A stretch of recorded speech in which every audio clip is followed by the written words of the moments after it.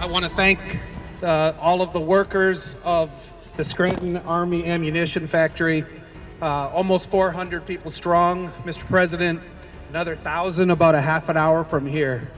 I think it's safe to say that, Mr. President, you've shown the world what courage and resiliency looks like.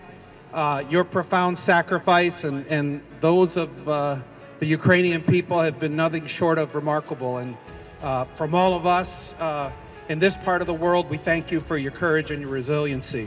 And I can tell you from General Dynamics, 100,000 people were behind you. We know your victory is the world's victory. And so without further remarks, I pass to you, the workers of Scranton, and President Volodymyr ZELENSKY. Thank you so much. This applause is not to me, really. Everything is to you and for your work. Thank you so much. I'm very honored to be here with my team. And started, as I said to colleagues, started my visit to America from your city, from your plant, from Pennsylvania, and just some number.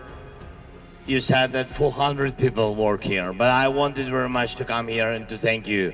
400 people saved millions of Ukrainians because of the result of your work. I'm very thankful, just from ordinary Ukrainians to you.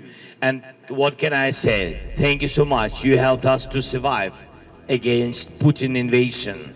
And thanks to your families, and God bless, everything will be very good with your families and with you. God bless America, and Slava Ukraini. Thank you again very much for everything, guys. Thank you.